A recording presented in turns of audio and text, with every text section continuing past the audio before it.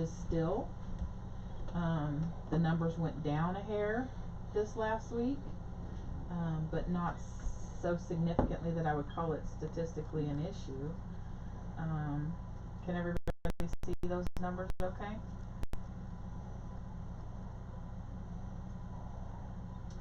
Anybody see anything that jumps out at them? So it looks like we've steadily increased on our pendings from April 8th to now. We went from 700s into thousands. So it's been a constant creeping increase, which I can't say is abnormal, because for this part of the year is generally where we're at. We're in the busy season for selling. So it just does not look like we've taken a significant back step during this pandemic, is what I think I see. The thing I notice is there's still more houses going under contract than being listed. And that's been a trend for quite some time. Yeah, we're strangling our inventory pretty hard. Yeah. Any other observations or thoughts?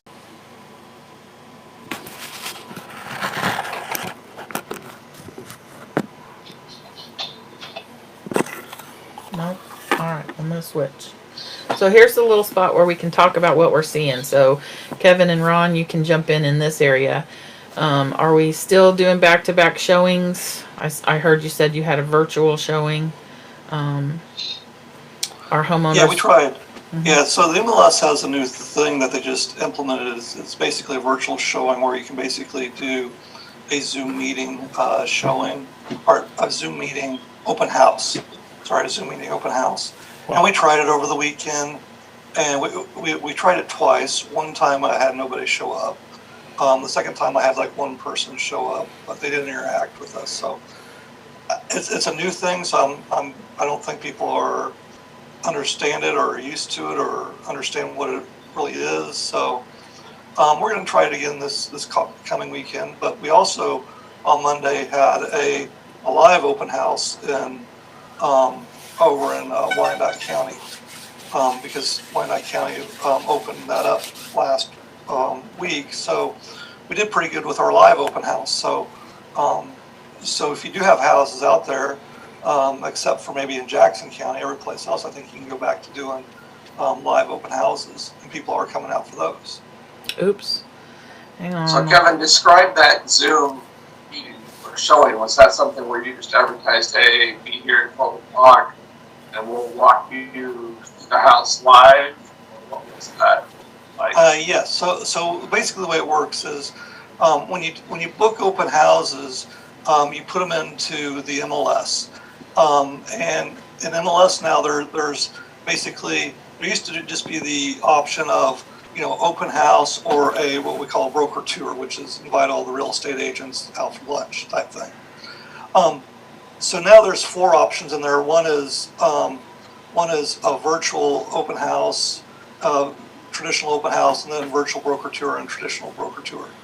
So you basically, when you select the option for a virtual open house, there's a place to put in your link for your Zoom meeting.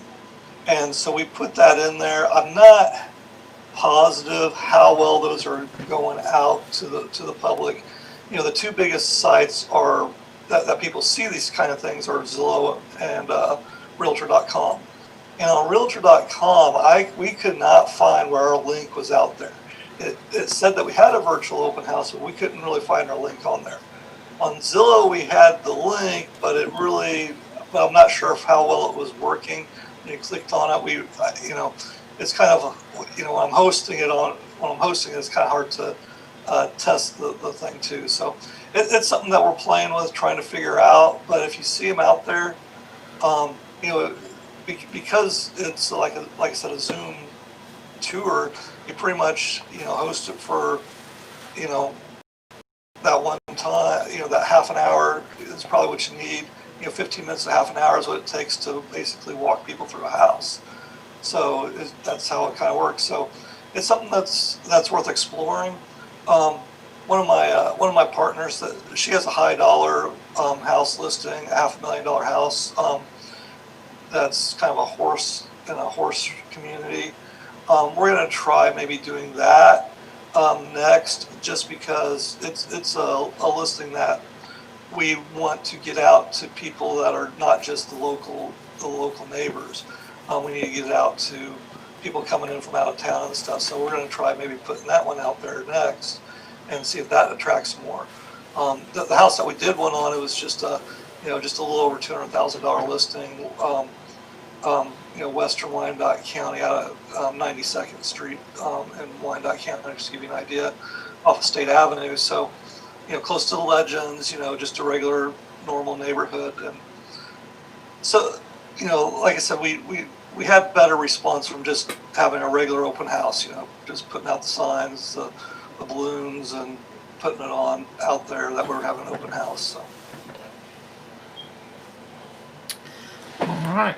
We still haven't as much desire as we had before. We have in the back-to-back live showings, or is it eased up a little bit?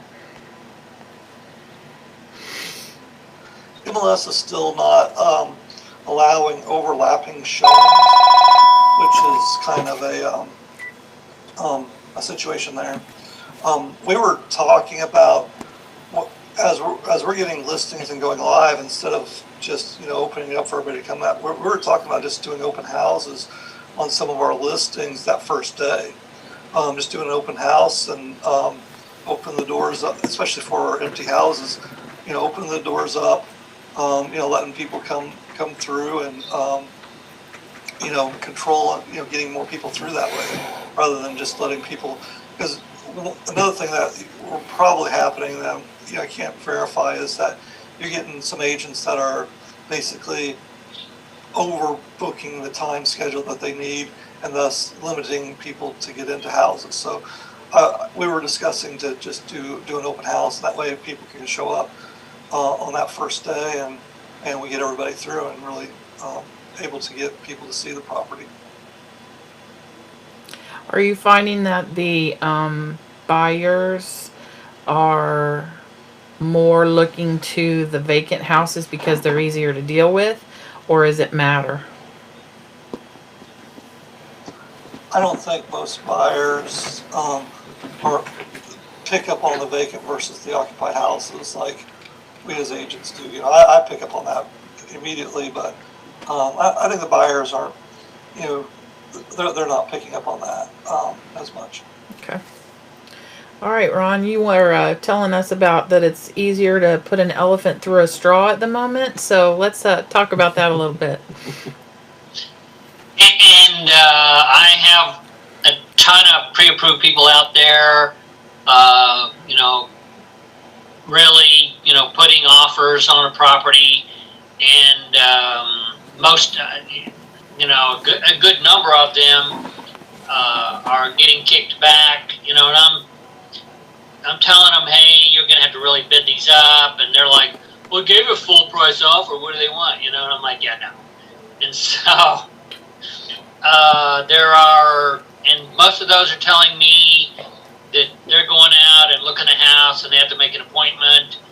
They have to go through, the agent stays outside, they go through themselves, and then come back out, and I think they do this in stages every half an hour or whatever, to look at the property. So most of them, that's the kind of feedback I'm getting from most of them on going through the houses. So the difficulty is more about getting accepted, not about the approval and lending process? Yeah. I mean, for me, it's business as usual, because the majority, 60-70% of the other lenders have raised their standards considerably. I just talked to my old lender, Fairway, one of the LOs over there, and they were at 680, and then a month ago they went to 640, and then this week they relaxed it to 620. So no matter whether it's FHA, VA, anything, they're still at 620 for everything. So because of that, I'm swamped, because I'm one of a few handful of lenders out there that can still go down to 580, actually I can go down to 500, and you just got to put more down. So, I've got several that are under, 620, several FHAs and VAs under 620 that looks like they're going to go. And in your So- higher risk level, what are your tripping hazards?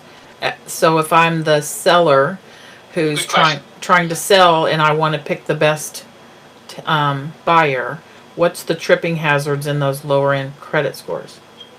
So, FHA and VA both say, and USDA, both say that you have to be you can have like one 30-day late in the last year.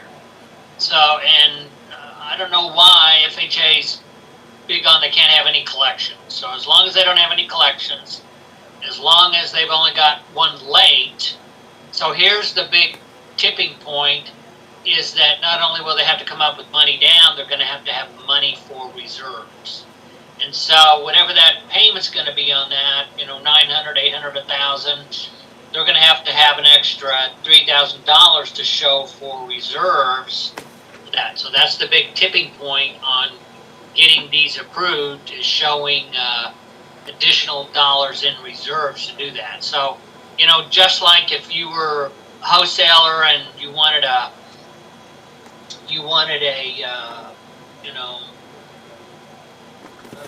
proof of funds, right?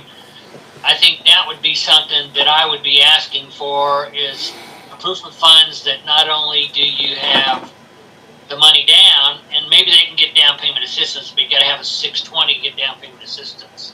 So a lower credit score, the money down plus the reserve. So $100,000 house, you're going to have to show you they got at least that $3,500 if you are going to pay the closing cost. But then, the payment on that is probably going to be $750, so they're going to have an extra, $2,500 probably. So they're going to need to show you that they got, if you're paying the closing cost, at least $6,000 to be able to cut that down. Ron, is that in just the lower tier credit brackets, or is that across the board? That's only in the lower tiered. So anything really under 620 is more than likely going to be what they call a manual. And so 620 and above, more than likely I'm going to get an approved. I go to the Fannie Mae engine, it says you're approved, and then we go by that. But if it's old school, and I was doing loans when they were doing it old school, so I remember these. And if it's a manual underwrite, then there's a lot more curricula. They can't have any lates, like I said, in the last year. They're going to have some more reserves. But like I got a little girl right now that is a prime candidate. She had an event 3 years ago. She's cleaned up her credit. She's established new credit. They're sitting on $30,000 or $40,000, so she's putting down on a 275. She's putting down 10% and still has the reserves to be able to do that. So, there are people out there that can do that, but that's the big thing. The key, and that's the big tripping point, is do they have the additional monies beyond, and they're probably going to have reserves too, even if they do down payment assistance. The reserves beyond just the closing cost and the money down. Any other questions for Ron? I've got quite the conversation going on in Facebook, so I'm going to break us back over to that too. We have a realtor friend over that's giving us some of his perspective as well. Good friend. Brad Korn, and he says showings are up. Just playing the game with juggling showings and multiple offers on good deals. Some houses on the showings are booked solid. Some are available. The price range in the area are determinant of that. He says if the property is underpriced, where the shortage of inventory in the area or hot market. Well, I guess that was to a question. I don't remember what I said. Let's see. Everything is determined more by supply and demand. It's possible to push a price higher than the numbers may show. but then we get 10 showings and 2 to 3 offers. There's no reason to price it low and have 70 showings and 20 offers. So I think everybody's kind of bringing their prices up a little bit, kind of pushing the market so that we can not have so many to review, I guess. Example, Blue Springs neighborhood, the highest sale in one particular neighborhood was 189, a total remodel high end. Average price was smaller, one bath at 130. We priced at 189.9, had a dozen showings, 2 offers, got it done at 191.5. That's a significant push. So, Real push. anybody have any comments about that? Thanks, Brad. Oh, I was going to say, Michelle, we're using escalation clauses on pretty much any offer that you're writing right now, just because it's pushing it up. Also seeing some interesting stuff in the inner city. People are thinking they can rehab houses and price them high in the inner city off the 29th and Prospect area. I saw 2 yesterday that just flabbergasted me at the prices they were asking. One was pending, and the other one, of course, was sitting there with nothing going on it. But it just flabbergasted me. Somebody offered a house for $269,000 at 29th and Olive. If anybody knows where that is, that's, you can easily pick up a house there in the $20,000 to $30,000 range as well. Yeah, can you also define the escalation clause? I don't think everybody understands it clearly. Sure, the escalation clause, basically you put in your offer. Usually what we'll do is we'll put in our offer at full price, and then we'll basically attach a clause that say we will pay $500 or $1,000 more than the next highest offer up to a certain point. So let's say the house was asking $175. You might say we'll pay $1,000 more than the next highest offer up to say like $200,000 or $205,000. So that way you're not overpaying for the price or for the house, but you're putting out your strongest offer that you can put out there, and you're still in the running. Because if somebody comes in and does, the next best offer is 180, then you're just only paying 181, not 200. Kind of the eBay of the real estate market. That's the way it used to be, where you would set your highest price and then the computer would automatically raise you up every time somebody worked. So yeah, everybody understand that? that's a pretty neat idea. Do you want to be on camera? Nope, I don't. Brian I'm doesn't fine wanna- with them. Brian likes to be behind the camera and not in front of the camera anymore. And where are you? There. I'm on camera. There he is. It's basically just the auction method of retail pricing. Yeah. Saying, okay, you're somebody's going to offer this, well, we'll offer a little bit more, because it is one of those things, especially when you're working with buyers. It's like nobody wants to overpay for a house. At the same point in time, everything's blind out there, so it's the best way to get your best offer in there without overpaying. Kim says, until I, as a seller, one time she had 4 offers with escalation clauses, all the same.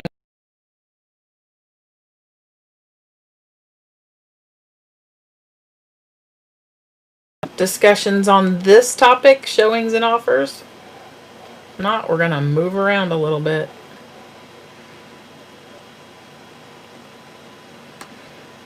Okay, so Dale, are you around? We're going to talk a little bit about the commercial stuff, so I'll let you chat about it. All right. Can you hear me okay? Perfect. Good. It's the new China arrival, and I just don't even know if it's working. So. Do you sanitize it? Yeah. It only took 3 months to get here. So when it comes to commercial, man, that's a wide topic. Most people tend to think that commercial is just like this thing over there that they don't deal with. But really, it's so many different things. I mean, there's retail, which everybody thinks of. There's office, which some people think of. You've got warehouse. You've got industrial / manufacturing places. You've got storage. And then if pressed, people will say, well, apartments are commercial. Well, in terms of a bank, apartments are commercial. But in terms of reality, apartments are residential. That's where people live. And I think the differentiation in my mind between commercial and residential is who pays for the repairs. If the landlord pays for the repairs, it's residential. If the tenant pays for the repairs, it's commercial, or at least that's pretty universal. So, given that there's various different types, of course, there's the state of the market is different. For instance, warehouse right now is on a tear. If you own a warehouse and it's got any kind of access to highways, it's very high in demand right now. With all the online stuff going on, the conversion to online, warehouse space is where it's at. Industrial manufacturing hasn't been hit at all. It's still, but it's a very small part of the market. But it's still just humming along just fine. Storage, I don't really know. I would assume it's probably going as well as ever. The only thing that might affect that is people's inability to pay for storage. But given that housing is still doing incredibly well, and you would think that the inability to pay a mortgage would be affecting that, evidently not. So I suspect storage is still doing fine. People have too much stuff. They want to pay to store it even though they'll never touch it again. And it's kind of beyond me, but it seems very popular.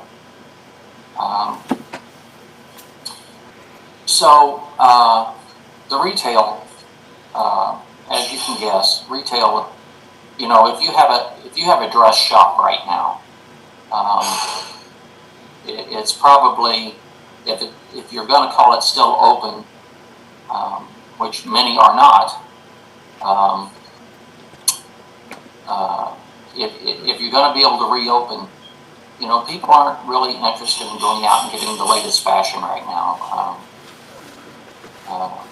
They're probably wearing their bedtime clothes as much as anything else.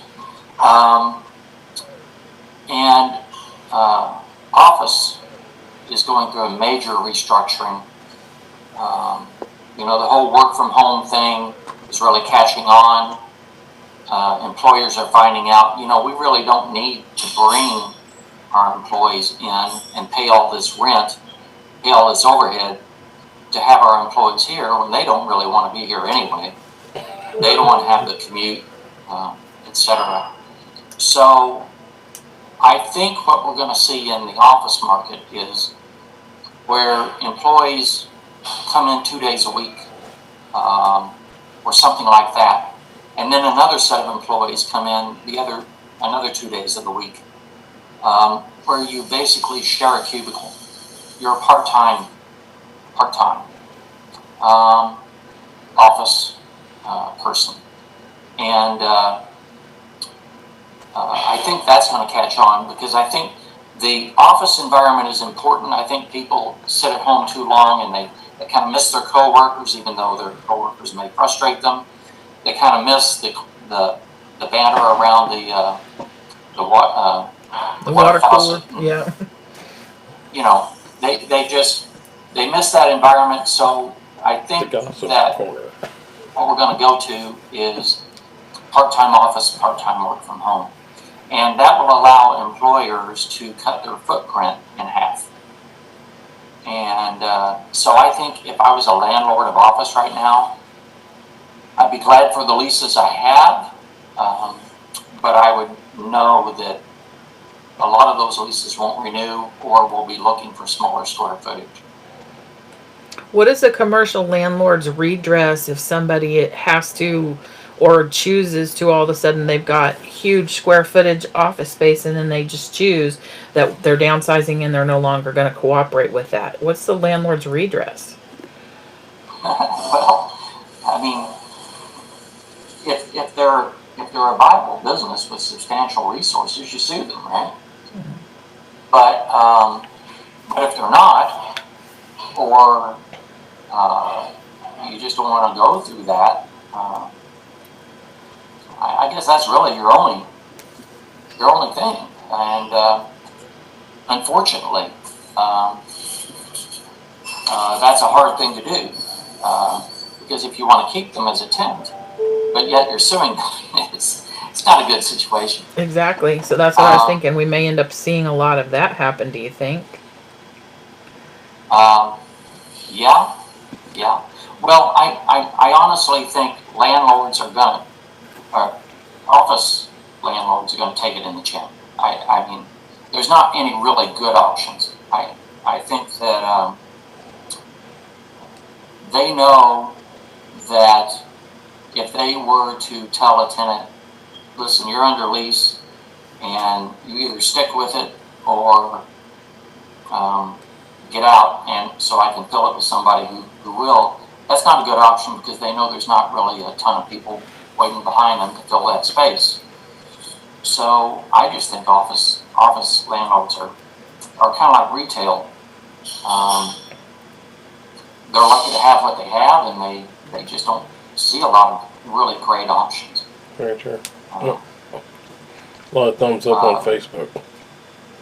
I kind of agree with that, but then I disagree. From working in a cubicle, different companies, 10 years, I think you're going to be hard pressed to find employees that are going to be excited about sharing their cubicle, which is their office space, with someone else for sanitation reasons, and then also for reasons of having personal artifacts and private things in drawers. I think you're going to find a lot of pushback about physically sharing a cubicle with other people in the place. But I certainly agree that the business owner is going to try to push that. But I think they're getting a lot of pushback from other people. They'll just say, well, there's no Well, it could be. And you know, we tend to go through things aren't night and day, on or off in the real world. The real world is that things transition. People get used to new ideas, and what used to be not acceptable becomes acceptable as people get used to the idea that the whole idea of an entire workforce of even some really big companies working full-time from home used to be unthinkable. And now we're there. So we'll have to see where it all shakes out.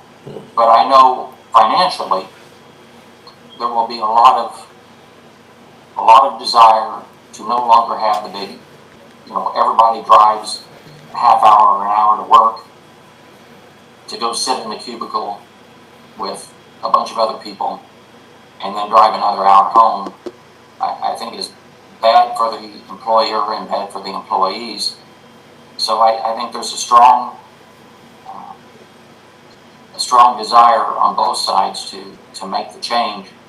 How it all shakes out, we'll have to see. But I think, and it could be that offices transition to collaboration space, meeting space, where the cubicle isn't there, but you come in to have business meetings, face-to-face strategy meetings, those kind of things. We'll have to see, but I'm sure the change is coming. The change is already here. It's just, does it stay there or not? It's all going to be around human nature, and we're not exactly sure how we're going to all react to it. Exactly. Things are in transition, and they're going to stay in transition, I think, for a while. I just don't think they're going back to the way they were.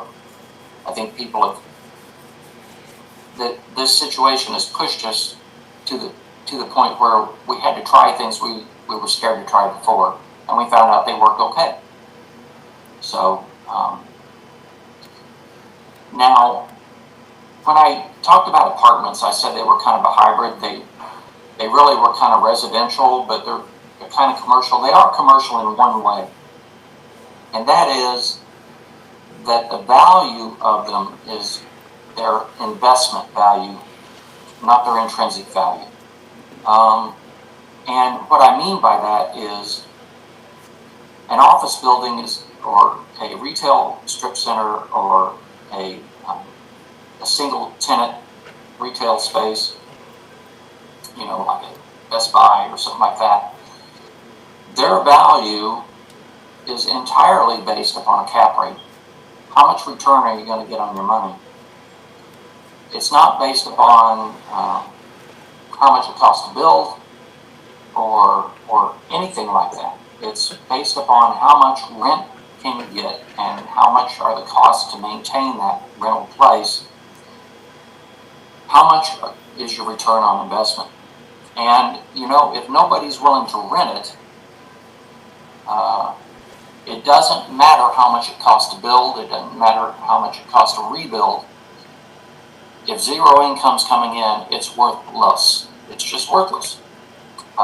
The worth of it is your rate of return. So, in terms of an apartment, it's very similar to commercial in that aspect, is that its value is based upon a cap rate. How much return are you going to get on the money you invest? And if for some reason apartments become less popular because it's higher density, and because at the lower end of the spectrum, which isn't always true, there's very expensive apartments, we all know that. But a lot of times the reason people live in apartments is because they can't get a house. And at the lower end, those are the most vulnerable to income impacts from a situation like this, because they work the jobs that are going, either have been or are going to be replaced.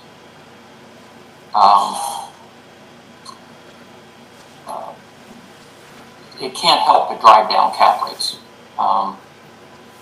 And so I see apartments potentially, maybe not immediately, but potentially as this thing drags out and jobs shift, I see cap rates falling and therefore values, or cap rates actually rising, which is opposite to price, right? And I think that the values of apartments may drop. I don't think significantly, but I think they may start heading down a little bit. Storage, I think, is going to be fine. Industrial manufacturing, no impact. Warehouse is still going gangbusters. Retail and office is the thing that sucks.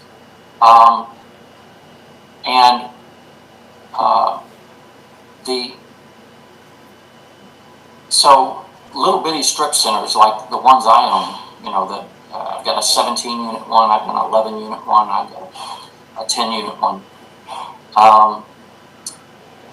Those are typically owned by not big time REITs or anything like that. They're owned by people like me, just your mom and pop investors. And if they've got a really good location, they're probably going to be fine. If they've got less than a desirable location,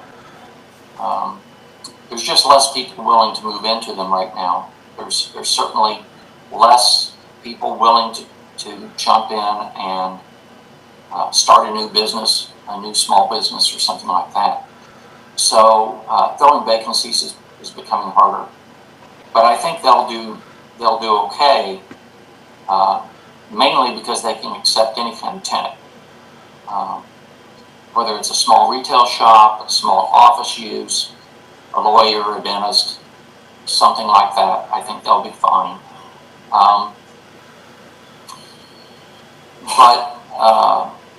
I did have a friend of mine who owns several different businesses, retail type businesses.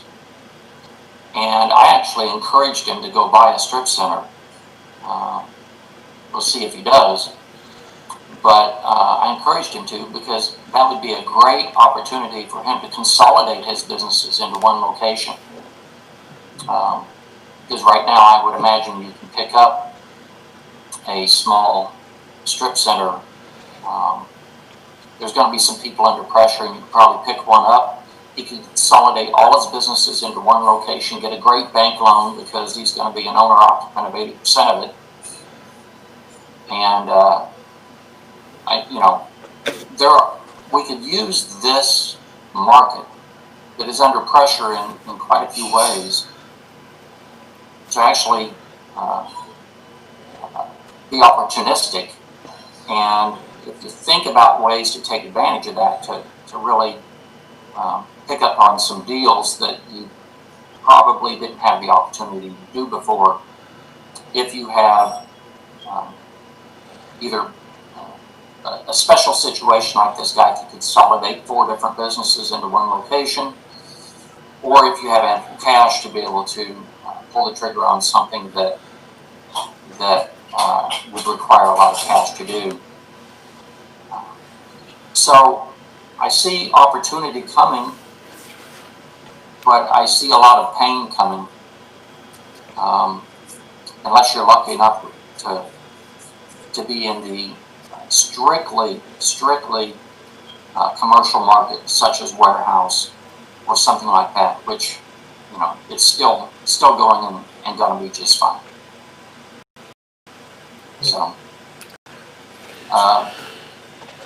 that's really about it as far as I know. Well, That's awesome. I appreciate it. Going back to your storages, I see a lot of that. Even Blue Springs is getting like 2 or 3 more storage facilities built right now. They're being built.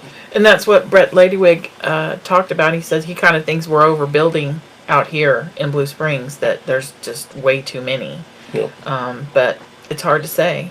And then Brad was also talking about in Facebook that, he's thinking that there may be a trend of offices coming home, and that companies pay to outfit the spare bedroom or the basement for their workers or whatever, and that business could explode that way. And I know that some of the municipalities have kind of been expecting, maybe not to the degree we're going to go now from the COVID thing, but that people would be coming home or doing home offices, because a lot, without any fanfare, without any discussion, and without notice, are coming up with, if you have a professional license, so you're a professionally licensed hairstylist or realtor or whatever, in some of the ordinances, and I know this from Blue Springs specifically, say that you have to have a business license and pay the annual fee and have, whatever inspection, or be subjected to whatever the city decides to do. If you're holding a professional license, or if certain things occur, or if you're using your home address as a mailing address for your corporation, they're enforcing, because I'm currently in the middle of one where, it's a long story, but we filed, and when they changed the rule a few years back, we found out about it, and we filed and paid the fee and said, where do we check the box? They couldn't tell us where we checked the box, so they cashed the check, never issued a license, and we just left it. Then all of a sudden, 3 years later, we get a notification that says you're in code violation and you have fines that are, astronomical fines, and we have to go to court with an attorney over this $70 license that nobody told us what box to check and that they needed us to. So, it could be problematic if we don't start watching our home municipalities as well while we're working from home.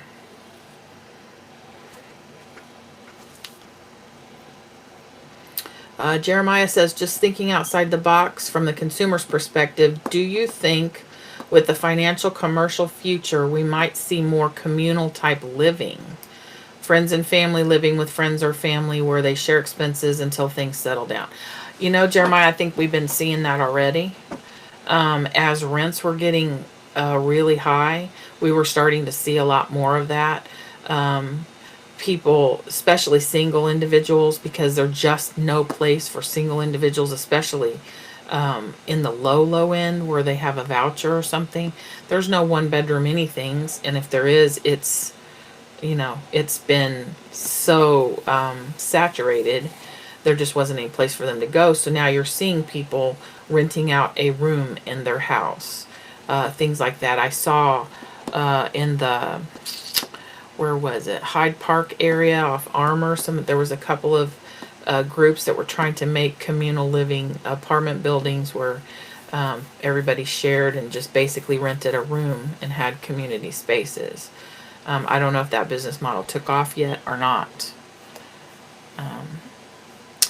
Brad says, I know 3 people specifically that up and moved close to family. It's become priority to be near their family. And I would agree with that. And if they can make their job be mobile, it's like this. I mean, as long as we can do virtual meetups like this and we get comfortable doing it, if I want to be on vacation or at a conference somewhere else, I can just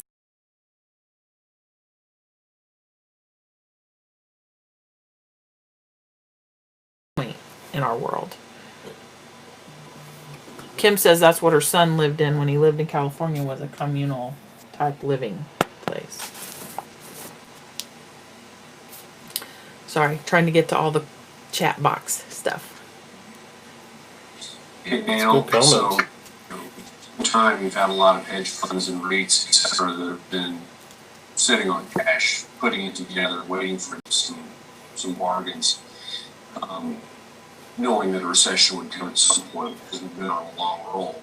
So now we've got all that money that's sitting on the sidelines waiting for you to scoop up these deals. But these deals may not be deals. If they were going to go after retail, for example, sure they can get a good buy, but have you heard comments from any of those big industrial investors that we're going to buy apartments as to what their new strategy might be?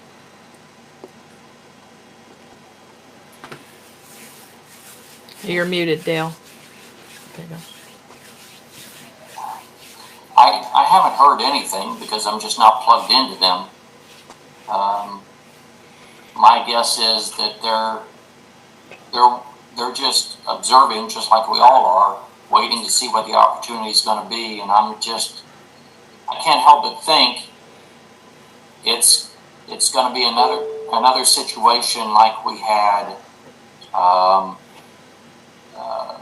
back in 2008, where they were the buyers of the distressed houses. I mean, where else are they going to go?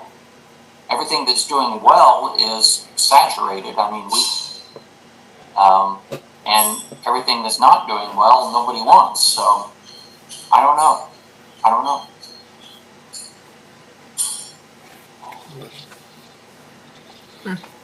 Interesting. B. All right, so just watching CNBC, and the big institutional buyers have pulled back. They're not putting money into lending right now. They're not putting money into anything. And like you said, they pulled back because they want to see how really all this develops. And I think they pretty much realize that, every recession is different. I've seen recessions where commercial went on the block for nothing. And of course, in the last one, it was residential that went on the block for nothing. So really their only big call is going to be, they'll be able to pick up some retail. I think retail will survive overall, but it's like Dale said, it's the offices that are going to get hammered. So if they can figure out a use for the office, that's going to be the big thing. You buy it, do you just let it say vacant? Or do you come up with a use, and let it kind of develop into its own marketplace out there? But most of them are just a wait and see. They believe that I've heard some of them say they believe that a lot of people that have taken the forbearance on their mortgage, when the mortgage comes due, that they'll have to bail and they'll lose their house. I don't believe that. Fannie Mae just came out and said, even though you're in forbearance, you can still refi. And so all those people are going to be able to refi and just roll all those costs, that extra interest that they didn't pay over 6 months back into the new loan, because prices are going to continue to go up. So I don't see any buys at all coming in the residential market, or as Dale said, in the apartment market. That's still pretty strong. That's still going forward. People have to have a place to live, and I don't see any of that. So really, the only place they're going to be able to pick up anything is in the office. Well, I'd be interested to know also, and this is just another weird thing that popped in my head. How is FICO planning to address all of this forbearance that's going to be hitting on people's credit? Is that going to be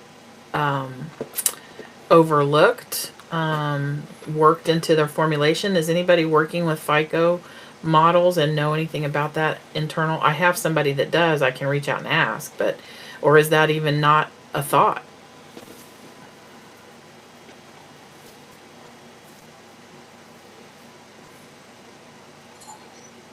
My question is forbearance, is that a negative credit thing? I mean, is that you're not breaking the contract because you were given permission to break the contract. Correct. Change things. So I guess my question is that a negative reporting thing that would go on a credit report? I mean, I'm asking the question. Well, I don't have any the idea. last No. I mean, it's the government came out and said, you guys got to offer the forbearance. And so really, this is Fannie. As long as it's a Fannie, Freddie, Ginnie loan, it will not be reported adversely on your credit. Because in the 08-09 downturn, anybody that was forbearance or modified was treated the same as short sale and foreclosure. So unless there's been specific instruction not to do that, that is not how FICO accepts it if it goes there. Right. That's right. That's the old rule. If there is a new rule. Which is why There's a new rule, but it's only with GSAs.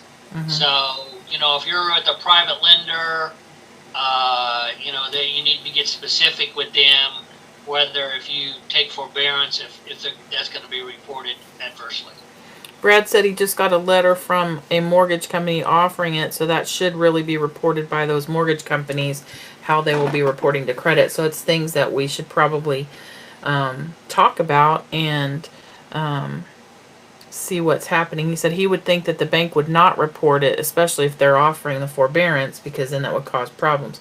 But I guess it just depends on what their end game is. If their end game is they want to sell the paper to the government, or if their end game is they want to refi it at a higher interest rate because now you're subprime, you're risky. I don't know. It's going to be something to watch for sure. Hey, Michelle, to follow up on Bruce's question, and this isn't so much an answer as it is a proposing a potential. Maybe we're going to see the big money step in and start repurposing things. For instance, a hotel, which are really suffering right now, going out of business and converting them into one-bedroom apartments or studio apartments, or converting office space to some kind of other use. Certainly, they've got the wherewithal to do it. They will certainly have the opportunity to do it. It's just, can they make a viable investment vehicle? And so I think that's a high likelihood. Yeah. It's potential. Oh, and we've talked about it here even back in the very beginning of this, when I think one of our first Zoom meetings, we talked about it. Maybe one of our last in-person meetings talked about repurposing some, hotels or apartment buildings or something. I don't remember exactly what we were looking at. I think we were talking about the Blue Springs Hotel that they just took down. and turning that it really should have been turned into some sort of affordable housing. It was that's kind of where we were edging, was the affordable housing piece. So Jeremiah asks, Dale, would that require rezoning? Well, of course, the answer is potentially, depending on what it was zoned for to begin with. Right. But if you're taking a suffering vacant property that nobody in a city wants and repurposing it for something that's going to be viable, I can't see any city standing in the way of that, no matter what. So. Good deal. All right. Any other questions on this topic? Thoughts? I got a few more slides and I want to get through them, not to hold everybody up today too long. All right, let's see what I got next.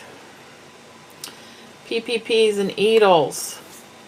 We know loan docs are going out and funding has been happening for all of those loans and grants that people are doing. So I wanted to have a little discussion so that make sure everybody understands the loans that they took. You need to know if it's forgivable or if it's not.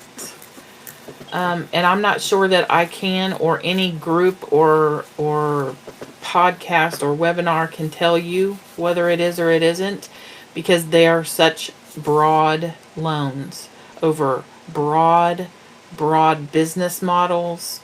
I mean, consider the entirety of every business, small business and otherwise, are involved in these. So it doesn't matter if it was a, independent contractor, a hair salon, restaurants, real estate, property management, doesn't matter. So imagine trying to give a formal speech over everything to do with any of that. So those are the things that I just wanted to caution everybody. Be very careful about who you're listening to. I know someone that has one of these loans, and he's working directly with his banker and his SBA people and saying, figure this out for me before the money goes out in my accounting. I want to know what's forgivable, what's not, and what strings are attached to that loan.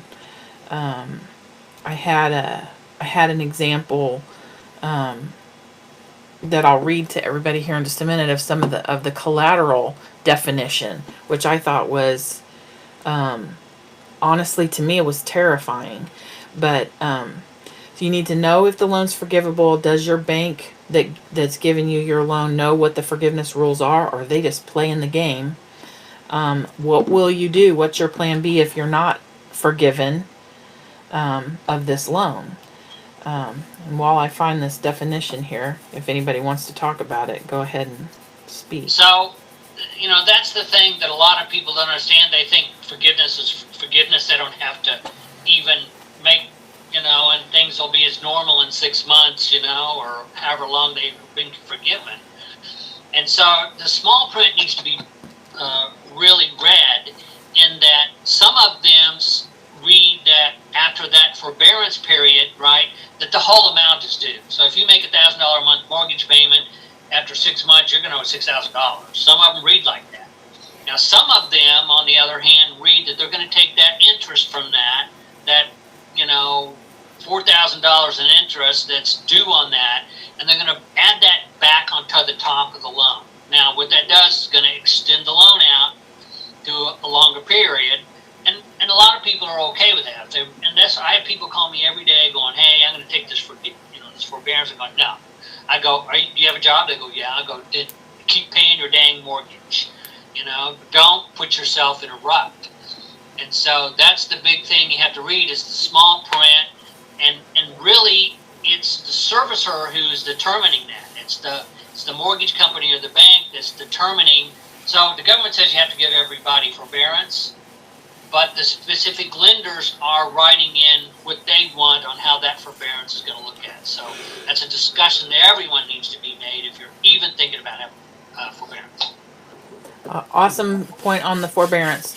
And on these loans on this slide, we were talking about PPPs and EDLs. But that's great information, Ron. Thanks. What I can tell you from EDL is, if you take out more than $25,000, you're pretty much signing your business away should you make a payment.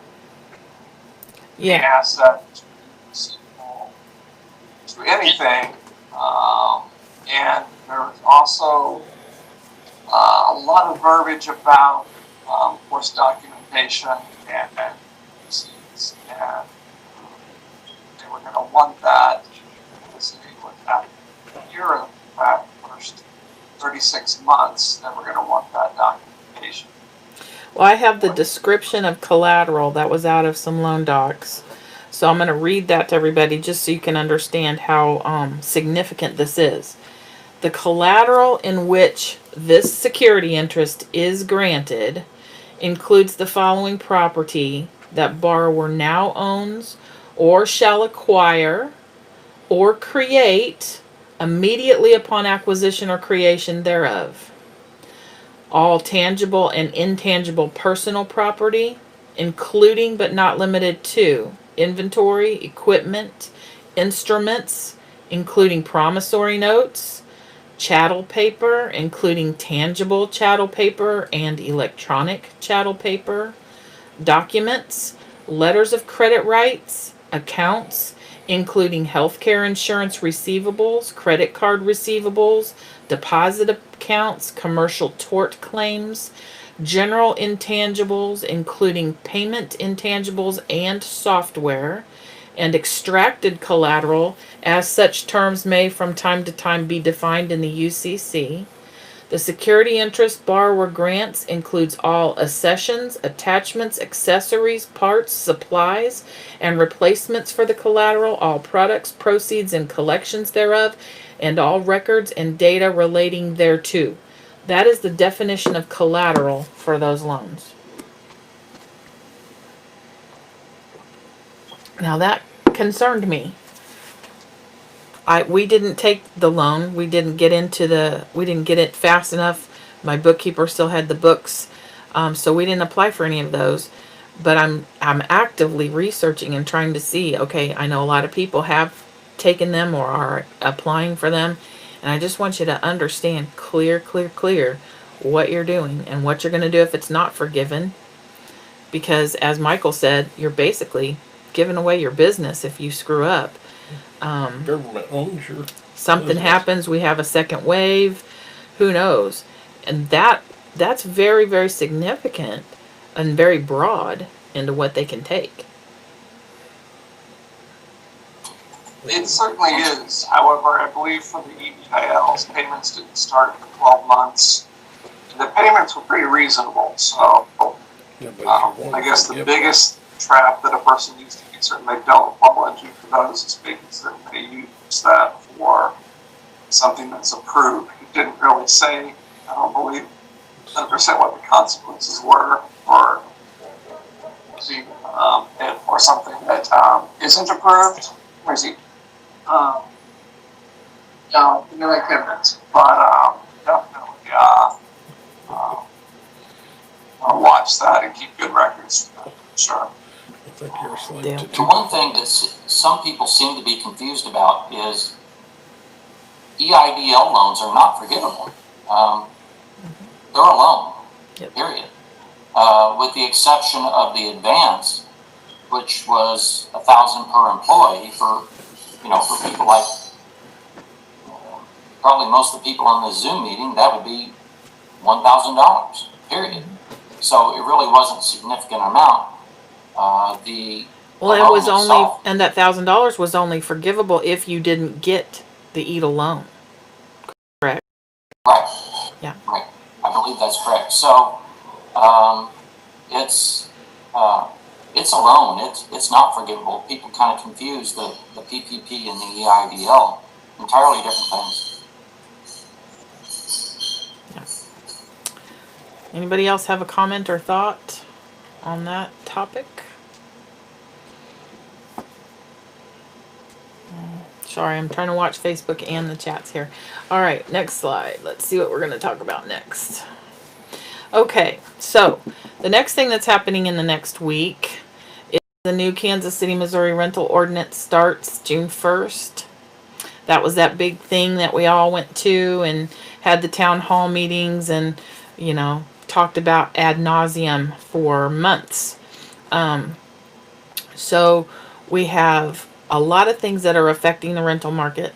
CARES Act is affecting it with regard to the PPPs and EDLs, because buried in that bill that authorized the funding for all of those loans and grants were very strict guidelines on evictions, set outs, notice to vacate, and lease terminations. So if you took a CARES Act loan, PPP or EDL, you are basically forbidden from setting people out doing notice to vacates and things till July 27th or potentially August 25th, because there's some confusing language in the bill that says that you can't start a process and give a notice to vacate till July 27th, and you have to give 30 days notice.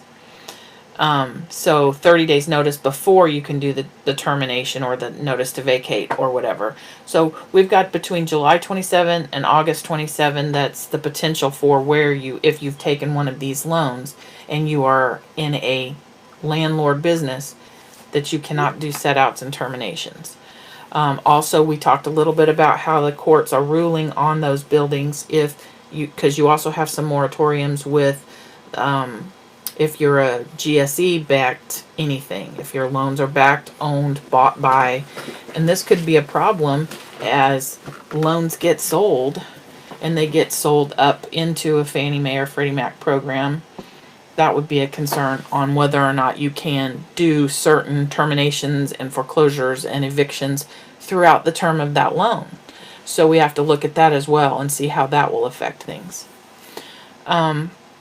The Tenant Bill of Rights obviously got passed. It's just a wish list of sorts. It's not an ordinance. It's just they have the right to have one of the examples given was the tenants have the right to have the city pay for them to be relocated if their unit is uninhabitable. So there's just those things. But the ordinance that goes into effect June 1st, it's going to affect us, is that we're going to be looked at very carefully for retaliation. You can't do anything that's considered retaliatory. Retaliatory can be passing along of fees and fines and costs. Retaliatory can be non-renewal, even if their lease was up. So there's a lot of things we have to start watching. We have new screening requirements where we have to be open to and agree to look at any documents or proof or letters of recommendation or anything that a tenant wants to provide to us to overcome their background. Doesn't say that we have to change our criteria, but it does say we have to be willing to look at what they want to say for that process.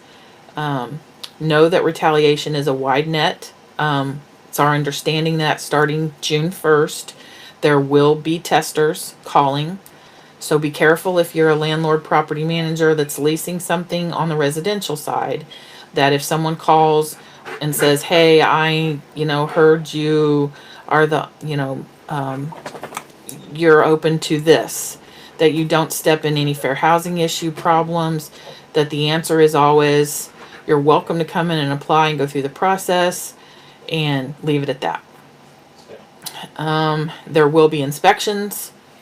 If the tenant calls and wants an inspection of their property, there are randomized inspections that the health department can do, and there will be repair processes, fines, and fees that go along with that process. If you get a reinspection, you're going to be charged $150 for each one.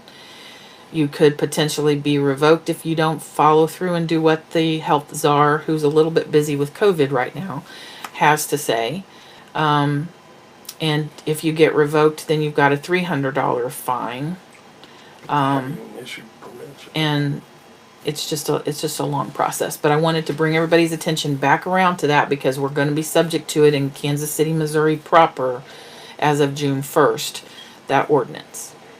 If you don't have a registered property. Oh, if your property's not registered for rental ready also, you probably should be cautious, because anybody that did not start 21 months ago when we had rental ready start, where you have to have a permit, $20 permit that you apply to the city to be a rental owner, and then $20 per door is your annual fee that has to be paid.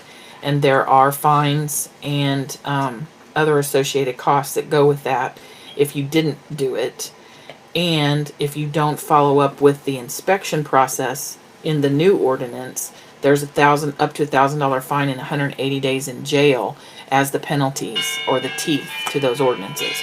So we've got to be careful about those. Any questions or conversations or thoughts on those things?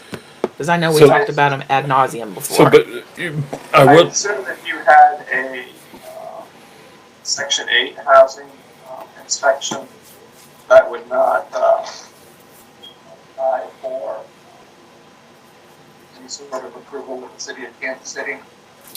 Well, the issue with that, and we had that go, that was a big round and round discussion with the health, rental ready, whatever it is in Independence, because HUD came out and said that it's against the law for you to disclose that you have a Section 8 tenant. Therefore, you cannot use your inspection because that would be violating the tenant's privacy of being on Section 8 assistance.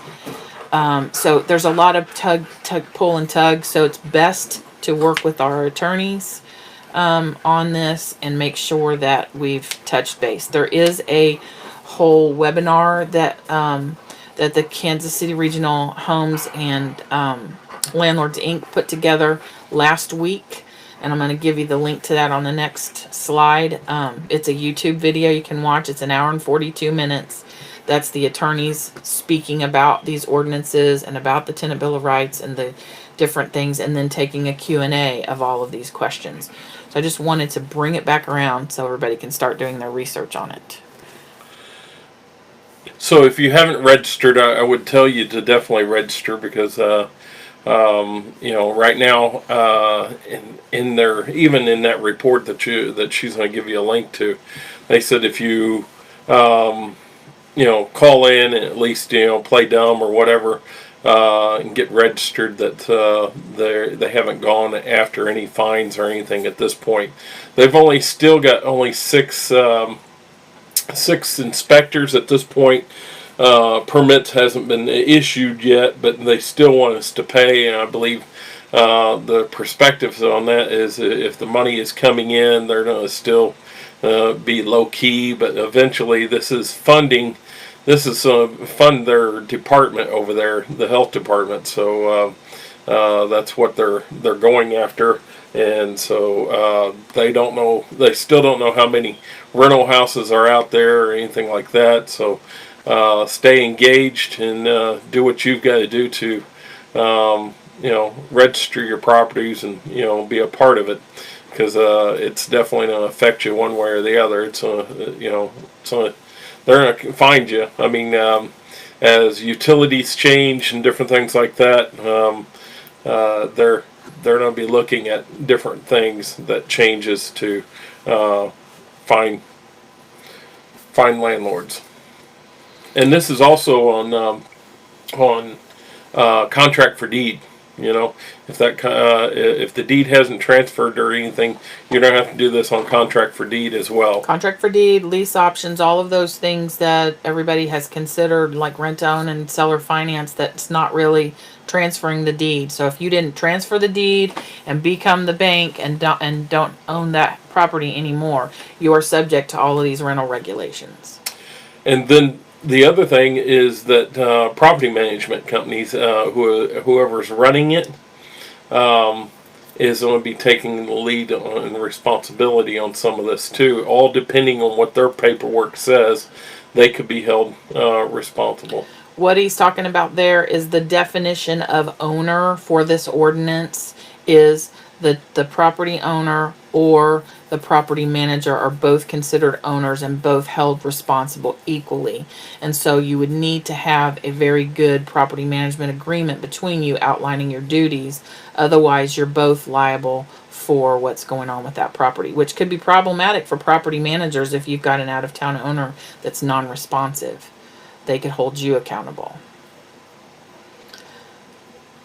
So I couldn't put a link. It wouldn't let me do a clickable link in here, but this is the title to the YouTube video. It's also posted in WinVestors. It was a Landlords Inc. webinar from last week.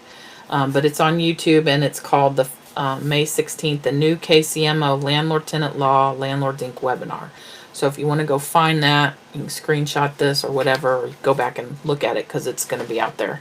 And you can go to that webinar. Thoughts? Questions? Do you have a link to post it in the chat? I will try to put that in the chat. Let's see. I can't get it from this computer. But I'll have Brian, I can have Brian put it in the Facebook link.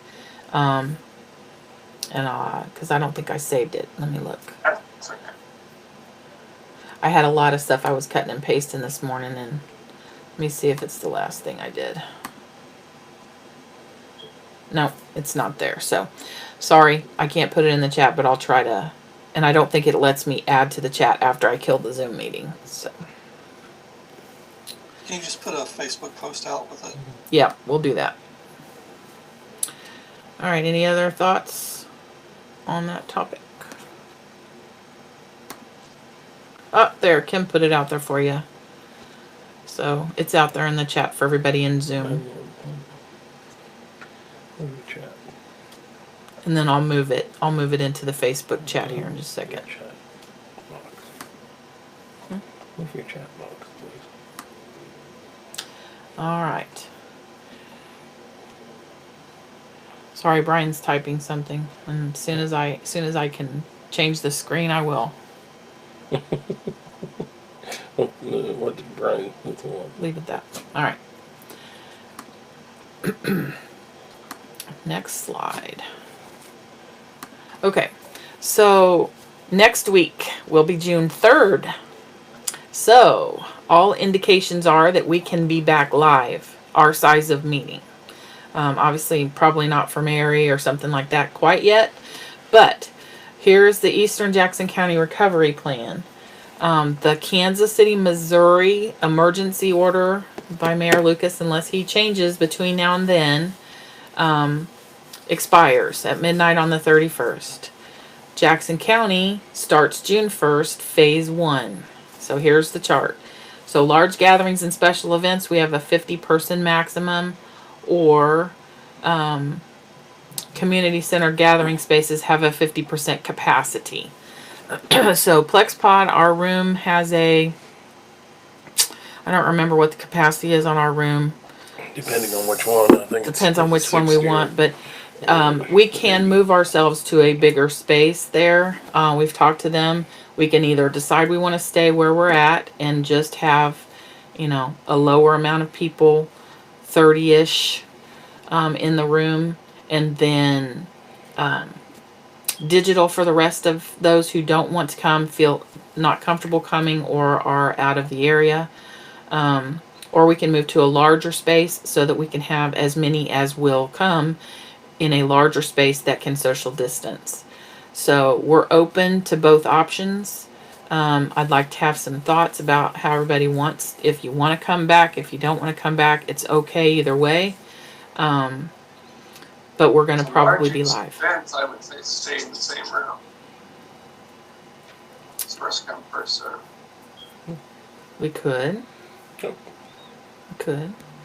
The only, I'm not sure, being that it's just us, unless I enlist some volunteers, I'm not sure that we're going to be allowed to do much with food and drink at this point. Unless we have someone that stands next to the coffee pot and serves it. Everybody. And then bring in prepackaged items. But we can kind of see how it goes the first week and then add things as it's available. Some are even going as far as asking for shields in front of the food and different things like that. Our churches used to feed and everything, and looking at the ordinance and everything, I guess the shields that you come up to, even when you get fast food and different things like that, are being used in front of food, and sneeze guards or whatever they want to call them. So there's still things that we have to look at. I mean, to have open dishes of food out. So we're probably not going to be prepared to do that next week. So just wanted everybody to know, I think we can go back to meeting together, and this will be interesting to see the transition. So Hummy's ready to come back. Any thumbs up on Facebook? Give me all them thumbs up. You guys are looking forward to coming back. On Zoom too. I'm gonna go to the. I'm gonna stop I sharing. got no Facebook thumbs up.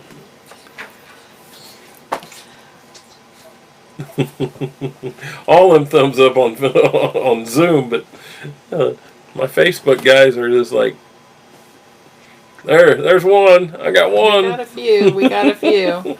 I'm counting them. Only one so far.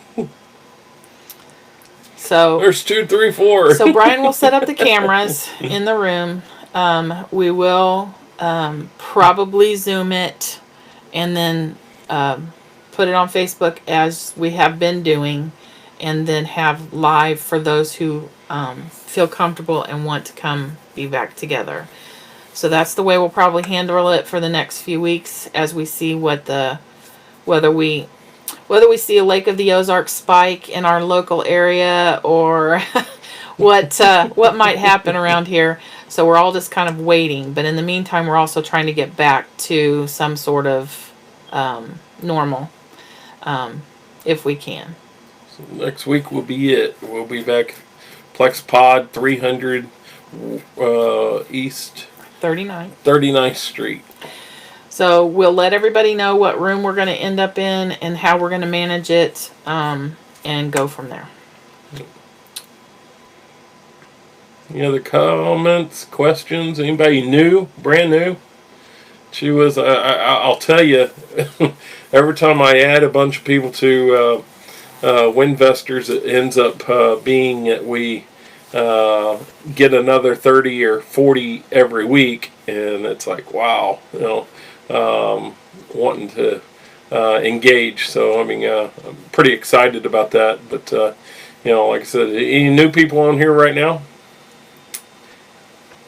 No one new? Anybody new on Facebook? Just listening in. We got several that's attended.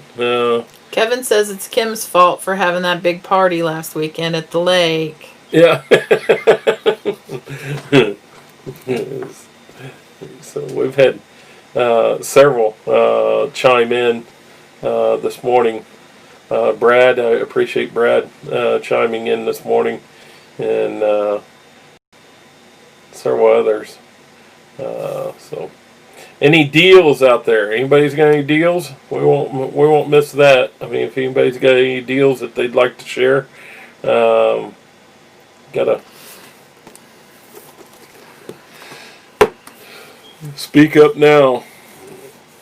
Okay, so had a package in the Northeast. A couple are prime, and then a couple are in the opportunity zone, single families in the Northeast. If anybody wants to look at a package in the Northeast.